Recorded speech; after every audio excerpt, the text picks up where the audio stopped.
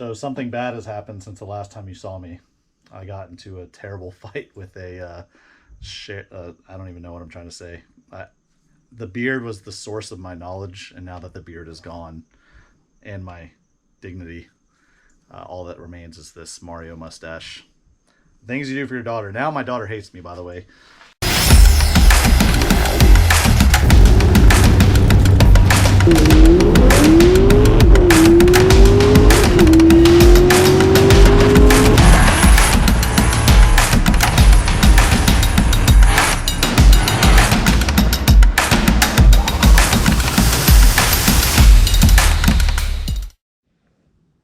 You gonna say hi?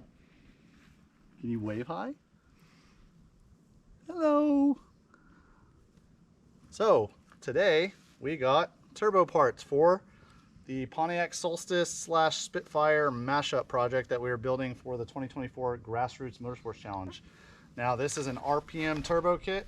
Online this kit typically retails for $3,500. I think right now it's listed for $3,000, but by selecting a couple of options, it's really easy to get it over $3,500, even $4,000.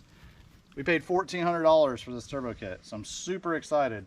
For this to be able to fit into the budget is kind of mind-blowing. So the Solstice is a 2.4 liter Ecotech motor. For those that don't know, this 2.4 liter Ecotech motor was actually one of the previous 4-cylinder engines that held the record for fastest 4-cylinder in the world.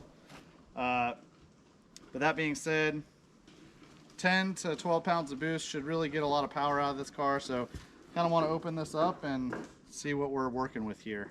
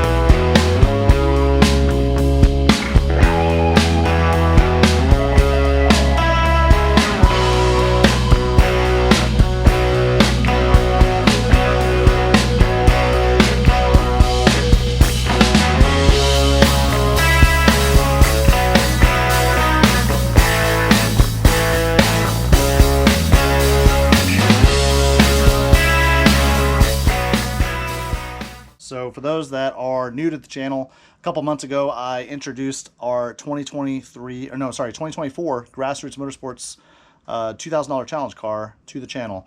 The overall goal of the car is to graft a 1970 Spitfire body onto the 2006 chassis, as well as add boost to the 2006 2.4 liter naturally aspirated Solstice with the AR5 5-speed manual transmission behind it, and go to the $2,000 challenge this year and hopefully, for the first time ever in my 5 to 6 years of going, podium. To do that, we are going to use an RPM Motorsports turbo kit. I found this turbo kit used for $1,400.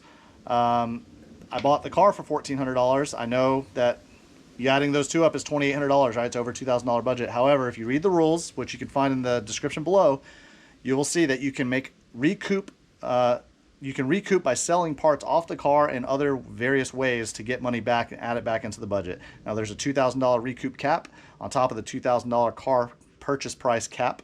So your overall budget that you can spend is $4,000, not including exempt items such as a set of tires, a set of brakes that came on the car, certain safety items, etc. So that being said, online, there's not that many videos of installing this RPM turbo kit, and the instructions aren't great. They're not terrible. That'll definitely get you started. So I kind of want to document this in both terms of making progress on the car and kind of showing anyone that may want to install an RPM turbo kit onto their 2.4 liter Solstice, kind of tips and tricks on how to do it. So it is a water-cooled turbo, and most of this kit, 75% of it actually, is really just a factory turbo kit from a 2-liter factory turbo Solstice. The turbo manifold is exactly the same, the turbo is the same style, and I think all the lines, like the water lines and the oil lines, are really the same. So that being said, I'm down here now by the intercooler, and I'm going to show you what to do to get this installed. So you get 2 of these brackets, one for either side. They're not really labeled left or right to my knowledge. They're not, nope. But this little cutout with this slot, that's going to be the front. There's a factory bolt underneath the crash bar over here, and you're going to put that factory front bolt into this slot. Once it's bolted up, you'll drill through this back bolt. There's a little bit of material left, and then you'll just nut and bolt it. Now, I think maybe the factory kit was supposed to come with a nut and bolt. I didn't see one in here, but I have plenty of little 10 millimeter nuts and bolts. It's fine. They do provide hardware to bolt these two to the side of the intercooler, which I will show you here in a second. And anyway, you'll bolt these before you bolt it up and do all the drilling, right? You want to bolt this to the intercooler, and then since this has got this hole and it's slotted, you can just loosen that front bolt and then hang the intercooler there to allow you to work. Now the intercooler has inlets and outlets. They both go up through and right next to this factory dam that provides cooling to the radiator. I do believe you have to move the horn, but I'm not 100% sure about that. So I'm going to do this now, and then I'll show you guys what it looks like here in a second when I get it bolted up. All right, she is mounted on there. There's the 2 14 millimeter bolts they give you with the kit with these washers. This is the bolt here that is there on the factory, and this bolt back here, you might be able to drill and bolt this one on this side, which is the driver's side. The other side, however, there's not really a lot of meat. To be honest though, this thing is, I mean, it's really sturdy with just those 2 bolts in. To be honest, if you don't want to bolt it at all, I mean, it's not really going anywhere. Like, I'm moving the entire car by adding pressure, so I would just leave it like that, to be honest. Now, here's the inlet from the turbo. The piping comes up through here, goes into the turbo here, through the turbo, out the turbo here, and into the throttle body. Now, however, I want to show you this. Now, I'm not sure if the instructions mention this or not, but this horn sits right here, and I'm sure that you can see there's no way that the piping is getting past it. So I went ahead and unbolted this. I will move it somewhere. I'm not sure where yet. Maybe I'll just bend it up out of the way. But for now, I'm going to put that bolt there so I don't lose it. Now what I'm going to do, I'm going to go ahead and unbolt this fuel rail, put the injectors in. That's pretty self-explanatory. I don't think I need to show you guys that. There's a 10 millimeter bolt here, a 10 millimeter bolt there. There's a harness that's clipped into the top. You undo all that. You take the rail off. There's injector clips. You can kind of see here. There's a clip that holds the injector in. Those come out. The new injectors go in, which if I can find the new injectors, I'll show you. They provide Siemens 630cc injectors, which I believe is a 60-pound injector. So these are the injectors they provide. These are, like I said, I believe these are 60-pound injectors, but these are Siemens Deca 630cc injectors. Pretty nice. Single port here. I mean, they seem pretty nice, so we'll see. Also, I want to make something noted here. For those that have been following the Trailblazer build, and there it is over there, this computer shares the same computer as that. So the processor is pretty fantastic. This is an E67 computer, which means it's E85 compatible, which is pretty awesome. As well as it has a pretty good processor. So hopefully this will respond equally as well as the Trailblazer did in terms of tuning on HP tuners. But I'm going to go ahead and get these injectors swapped, and then we can go ahead and move on over to the exhaust manifold. The the new fuel injectors are in here. However, I could not put the injectors and the rail back in because the mass air pressure sensor is down there, the one that's in the manifold. Now, the one that I got with the kit is a different style. So really the only difference between the 06 and 07 versus the 08 and 09 Solstice, if you look at RPM's kit, is the 06 and 07 have a specific style map plug, and then the 07 or then the 08 and 09 have a different style. Well, this kit that the gentleman bought originally, his is an 09, mine's an 06. So I did talk to Martin at RPM Motorsports back when I was trying to get this kit, and I asked him, like, hey, you know, this is a budget car. If I get this kit, can I send you the original sensor that I got with this kit back if it's new, and then get the correct one? And he was like, yeah, that's fine. So I need to wait for that before I get that back in. And then I went ahead and kind of got carried away before doing any videos. So I took off the factory cat, which is right there. Won't need that. Took off the factory manifold. Also won't need that. And I've kind of exposed what we got going on here. So the RPM kit also comes with a pre-tapped thermostat housing because this port here, sorry, that little port right there, that's on the NA one, is not used. Well, on the turbo model, that's where the coolant is feeding into the turbo. Not to mention, you get a new pipe here from the electric water pump to the thermostat housing. And the new pipe, instead of having this bend like that, it actually bends down. And then I can also show you something else, which is kind of cool. This is just like the GM's slightly ingenious way to multi-purpose all these parts. But that little, let's see here, right here, this little circle, oh, this light sucks. That circle on the turbo models is where the oil drain from the turbo goes. And on the non-turbo models, the NA models, it's just kind of cast over. So what you do is you drill that to a 3/4 inch size hole, and then the hose that comes with the kit, also another GM part, is this it? I have been moving stuff around left and right, so I keep misplacing stuff. It's not in there. This is that new pipe that you get. This is the one that angles down.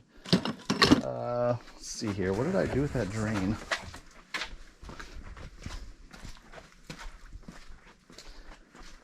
Just had it. Oh, right here, because I was looking at drill bit sizes. Anyway, so this is the oil drain. Once you get the hole drilled out to a 3/4 inch, this little O-ring here, it just sits in there, bolts to the turbo, and that's it. Pretty simple design, pretty easy to use the stock pan. Out of, you know, drilling and tapping a pan for a return, this is probably got to be like the easiest one to do, because you don't even have to tap it, you just have to drill it. But yeah, so this is where we're at now. I'm going to take off this thermostat housing, take off this U-pipe, and then go ahead and start putting all the new parts on. I'm going to drill and tap this oil pan, and then once I get all that done, we'll come back, show you the updates, and then hopefully start throwing on all the new turbo manifold. As you can see, I got some of this piping in place. So this one is half clamped down. I have the one clamp here and one clamp there. I need to put the other two clamps. The clamps that came with the turbo kit are like all kinds of different sizes. In fact, I don't even think I have enough 3-inch clamps, but I could be wrong. There's only 3, and I think it's because this needs 1 on each end, and then the other 3-inch pipe is actually for the cold air intake, so that only needs 1 on one end, and then the other end is the filter. But let's keep getting to it, and then here in about 5 seconds you'll see my update. So real quick before I go any further, here is the stock naturally aspirated 2.4 liter thermostat housing. You can drill and tap this, or apparently RPM offers an option where you can just buy a pre-tapped version, which I believe is really just a factory 2-liter one. So you can see here, this is a GM part number. I'm pretty sure this is the same thermostat housing that's used on the 2-liter turbo Solstice. Got all this stuff out here, made a giant mess. Factory elbow here. I think you can actually see too, this this has like a little cutout there for, I believe, that tab.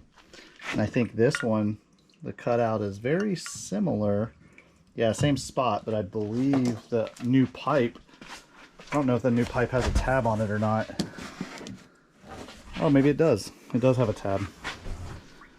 But we're going to see here where it puts it.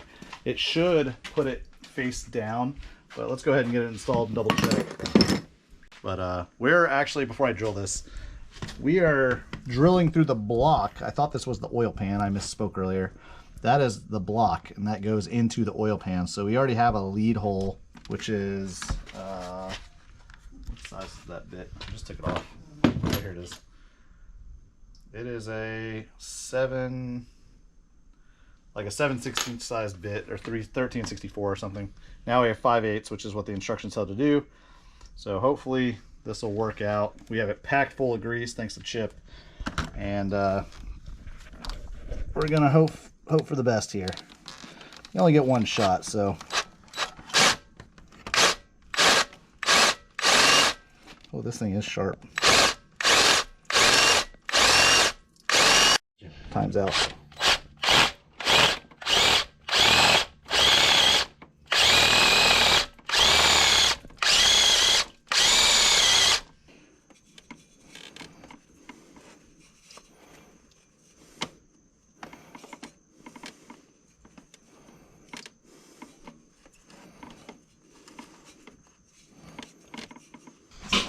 Kind of like corroded, big time corroded.